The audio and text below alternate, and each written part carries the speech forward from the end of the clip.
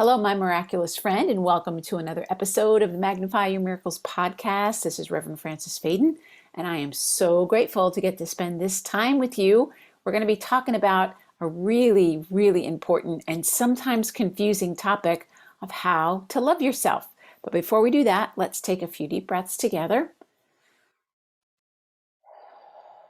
Just let yourself bring your awareness to your breath. If you're driving, please keep your eyes on the road, but you can still bring your awareness to your breathing. Breathing in the energy of expansion and breathing out anything that you no longer need.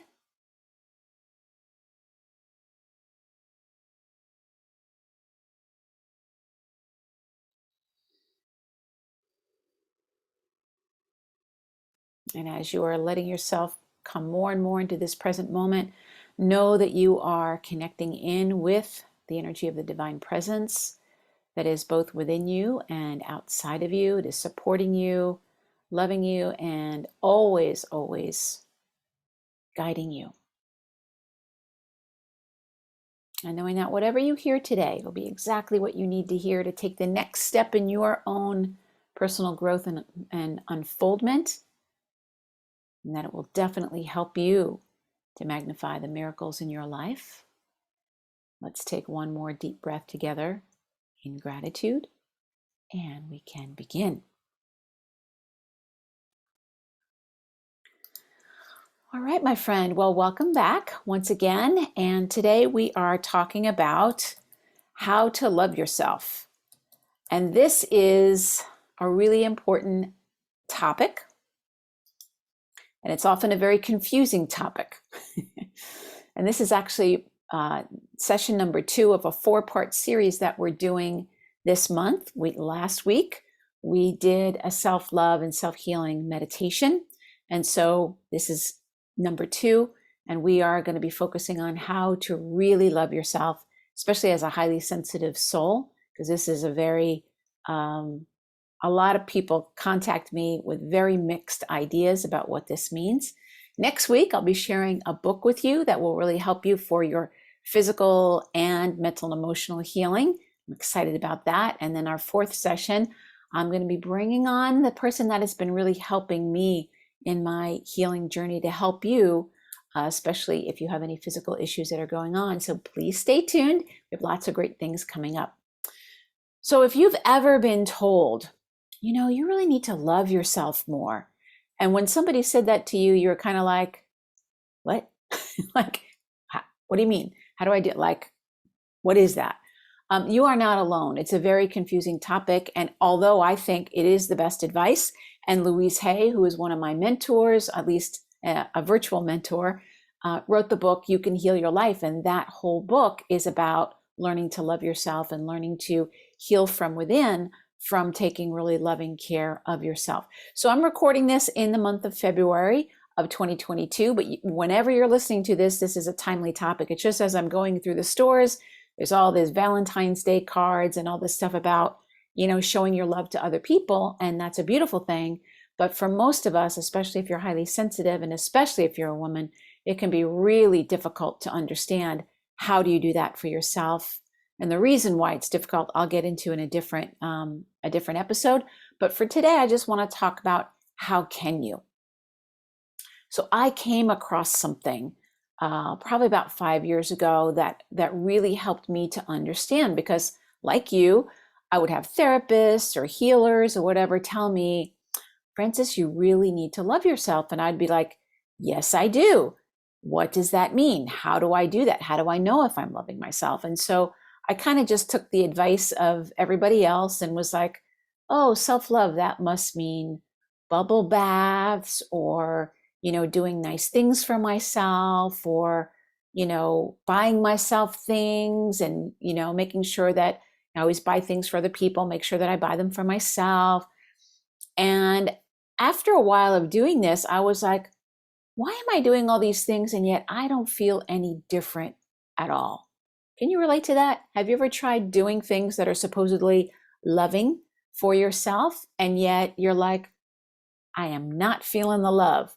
Well, there is a reason for this. And this is what I discovered, and I'm so excited to share it with you. So I'm putting my coach's hat on, And I'm going to be taking you through kind of a mini workshop.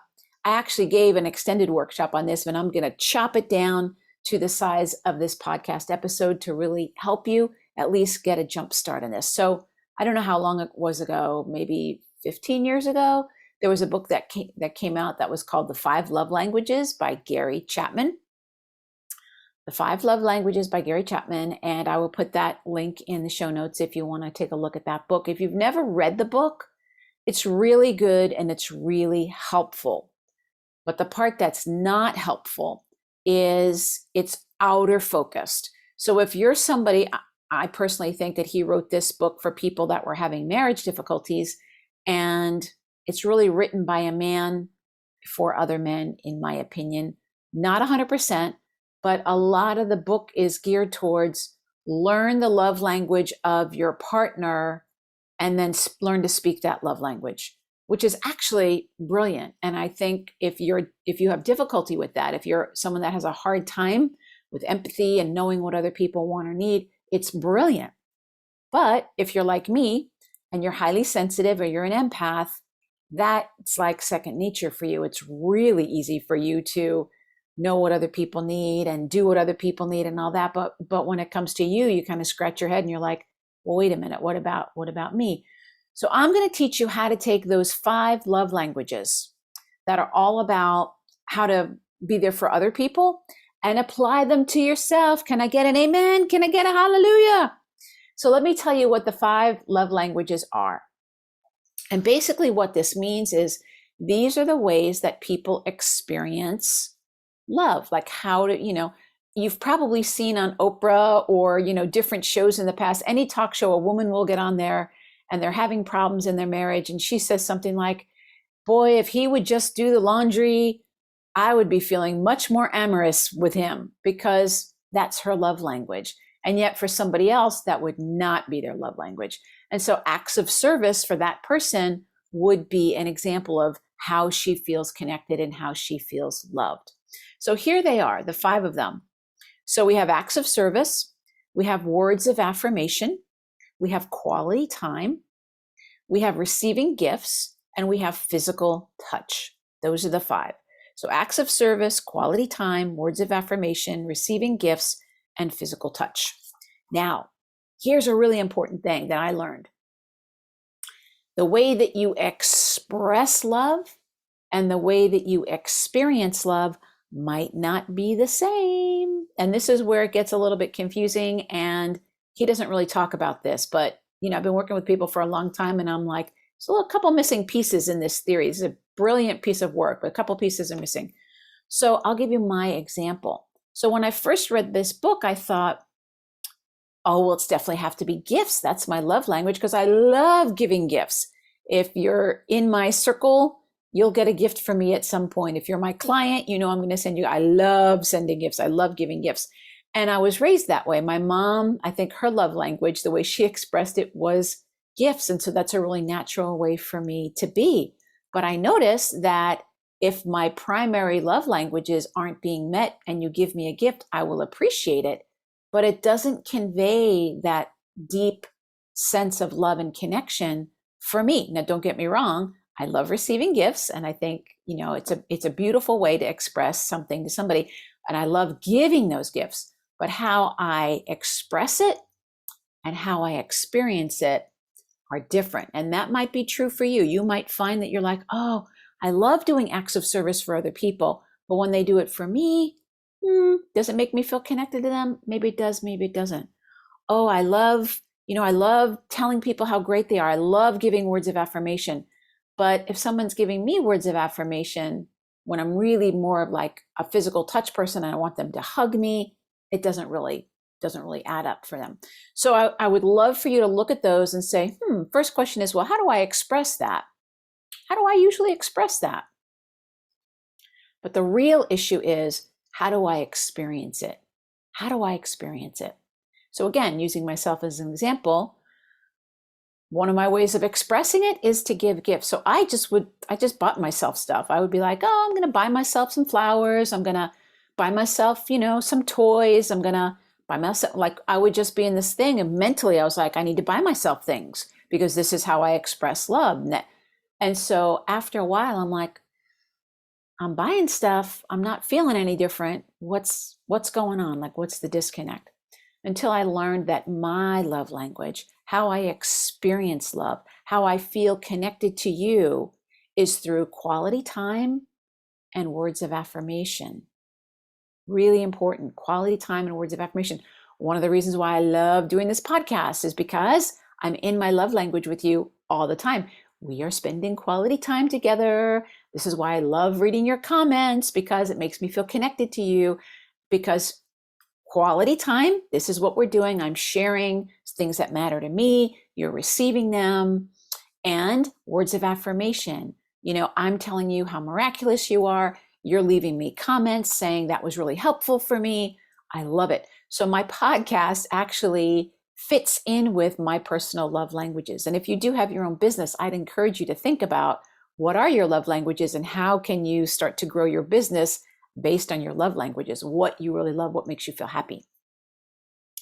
So once I recognized that, I was like, oh, let me hold off on the buying myself gifts. Now, I still give gifts to myself, but now I understand quality time. That means for me, I need to journal. I need to have time alone in the morning. I need to have unstructured time where I just go out by myself, go for a walk, where I'm just being with myself. And I think for highly sensitive people, this is crucial. How can you be with yourself? And not just be with yourself like, watching TV, although there's nothing wrong with that. How can you be spending quality time with yourself? Just like you would with your best friend or your sweetheart, where you're connecting that one-on-one energy. How can you bring that one-on-one energy to yourself? That's quality time. So I'm going to go over these 5 and tell you how you can apply them to yourself. So quality time, like I just said. Alone time is crucial. Journaling with yourself is crucial. Meditation, reading, exploring. It could be playing music. It could be drawing or painting or being creative. Anything where your energy is focused back in and you feel at the end of it nourished and you feel filled up. You feel filled up. And you'll know whether it's the right thing or not based on how you feel. And the more you spend time with yourself, you are telling yourself, you matter to me. You matter to me in the way that I understand what matters. Quality time. So when you give yourself that quality time, you're telling yourself, you matter. And your self-esteem will start to go up because you are now loving yourself in a way that you understand it. Isn't that amazing? So number 2, I'm going to use my own words of affirmation. Words of affirmation, really important. So Louise Hay, her book, You Can Heal Your Life, is filled with affirmations. So if you're really critical of yourself, you're not going to feel love. And you'll find that you attract critical people to you. So if words of affirmation is one of your love languages, the opposite of that would be criticism. And it's like kryptonite for you. It's just like, it's the worst thing that could ever happen is that energy. But we don't have any control over other people doing that. We do have control over how we do it. So how do you talk to yourself? Are you able to look in the mirror and say, girl, you look good today? Are you willing to look in the mirror and be, sincere and say, I love you. I accept you. You're doing a great job. It's okay to relax. Like whatever it is that you would say to a friend, using those positive words, really, really important. And starting to train yourself with your self-talk, you'll start to see that as you're kinder to yourself and you say things to yourself like, you can do it. I have confidence in you. I've seen you go through this before. You're going to get through it again. Those kinds of things, you'll start to notice that those critical people are going to start falling out of your life, or they might even change completely, which is a miracle. So how you talk to yourself, both in your head and out loud, is really, really important. And I say, when you're driving in your car, just start practicing talking out loud and saying, whatever your name is, just be like, Susan, you got this. I love you. I know you're doing the best you can. I know you're feeling scared right now, but it's okay. I got you. Those kinds of things can really help. Acts of service. So this is, if you're in the acts of service business, you probably understand how to do this for other people as a highly sensitive person. This is when you do things for yourself. So this is when you are, you might take that bubble bath. You might go and get your nails done or go get a massage, or you might, make sure that your home is clean, or, whatever those things are that matter to you that feel like an act of service for yourself. Maybe you haven't been keeping your checkbook up, and maybe you start balancing your checkbook. Any of these things could be considered an act of service, just like you would do for somebody else. If you would go out and, maybe somebody needs special food from a particular grocery store that's not convenient, and you're willing to go and get that food for them, are you willing to go and get that food for you? So acts of service is actually pretty broad, and you get to define for yourself, what are those acts of service? What would it be for you? And if you know that you light up when someone does that for you, if someone were to go and get your favorite food from your favorite restaurant and bring it to you, is that something that you want to do for yourself? So you might want to, with this process, you're going to need to pay attention a little bit. That's why I call this a little bit of a mini workshop. Receiving gifts. This is a lovely one. So are you buying yourself flowers? Are you making sure that, if you do a spending plan or whatever, however you manage your money, that you leave some money in there, even if it's $5 or $2? Are you leaving yourself some money to gift yourself some things? Some people wait and then they spend a big chunk of money at once, and that's okay too. But you want to be doing something on a regular basis, and also opening yourself up to receiving gifts from other people. But can you give those gifts to yourself? Can you start doing some things? They could be big things, small things. What are things that feel like a gift for you? Maybe you know that you need a new office chair, and you haven't been giving yourself an office chair. Now that could be an act of service, or it could be received. It just depends. Does it feel like a gift for you? Like, I have my new chair, and I'm like, oh, this chair that's got the right height and everything for me makes my work life so much easier. I went and I spent more money on this chair than I've ever spent on a chair. For me, that was a gift for myself. A gift for you, again, could be giving yourself a little retreat and going away for a couple of days. That's combining giving yourself a gift with quality time. You get to decide, write them down and say, what are some things I can do to start giving myself gifts that I would love if somebody did for me? What would that be? And then the final one is physical touch. And this is the one that everybody says, oh, well, how can I do that if I'm not in a relationship? So physical touch is not just about romance. Physical touch is about everything that touches you. And for people that have physical touch as their love language, very often they are highly sensitive, if not actual empaths. My wife Deepa has this as her love language. So not only is it important to get physical touch, like ask people for a hug. It's okay if you ask somebody to hug you. It's also important for you to get physically touched by a massage therapist or anybody who is going to lovingly tend to you on a physical level. So sorry to all my acupuncture friends, but acupuncture doesn't fit in this category for me, but massage does, or any kind of loving body work like that does. Now, it doesn't stop there. Look at the quality of the sheets on your bed. Are they soft? Are they yummy? Do you love getting into your bed? Look at your clothing that you're wearing. The clothing that you're wearing, is it soft? Does it make you feel good? Does it make you like silk or satin or whatever it might be? The things that touch your body, the towels that you use when you get out of the shower in the morning and you put that towel around you, does it make you feel like, oh, like you're in a hug? That's what you want if physical touch is also your love language, and how to do that with yourself. And of course, you can also do physical touch with yourself. In Ayurveda, they talk about giving yourself a daily oil massage. They just put a light little bit of oil and you do it lovingly. And so anything that would fall into that category would be something that you need to prioritize. It's really, really important. That's a way that you communicate to yourself that you love yourself. And I would also say anything in your physical environment needs to convey back to you beauty. so that you feel comfortable wherever your body is. You want to feel comfortable. So I say, declutter your home, make sure your car is clean, anything in your physical environment. If physical touch is a thing for you, you want to have a beautiful environment. Okay? So those are the things that I recommend, and I'm curious for you, which ones jumped out at you?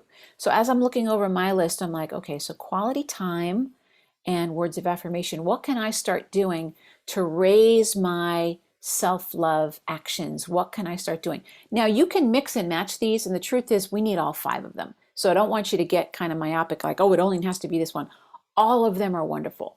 But if you find yourself like, well, I'm going to go get a massage because Reverend Francis said, go get a massage, and you're getting all these massages and you're still kind of like, I don't feel so great. Take a look at the words that you're saying to yourself and give yourself a week of positive affirmations. Give yourself a week of saying, it's okay for me to love myself. It's safe for me to love myself. Start giving yourself, praise as much as you can. I come up with really good ideas. Tell yourself, I love and accept myself just the way I am. Or start doing some quality time where you give yourself some time in the morning or in the evening for self-reflection. This is so important. Everything that we do is telling our subconscious mind how we feel about ourselves. Okay? So which ones really jump out for you? I'd love to know. So help me with my love language. Give me some words of affirmation by just interacting with me. Give me some quality of time by interacting with me. And I'd love for you to leave a comment and let me know, how does this work for you? Did you find yourself on this list? Do you have a question like, how would I start applying that to myself? What would that be? I would love to give you some ideas and help you out. So in the comments, feel free to let me know if this resonated with you and which one are you going to start focusing on. So, you can focus on more than one, but I'd love for you to pick one. So this is me with my coach's hat. I'd love for you to pick one and start doing a little bit every day this week. And then at the end of the week, leave me a comment and let me know, how did it work for you? Or you can leave me a comment today and let me know your intention of which one, and I can be your virtual coach. So my friends, that is the way that you really love yourself, is you learn what your love language is, you learn how to speak it to yourself, and then you practice. And then we watch your vibration get higher and higher and higher. How does that sound?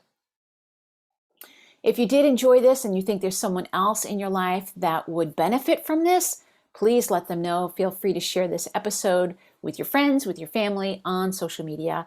And the most important thing, and it's also feeding my love language, if you could leave me a review on Apple Podcasts, oh my God, that would make me so happy. It'll help the podcast. It'll help me reach more people, which is really the goal, is to bring this love and light to the world in as many ways as we can.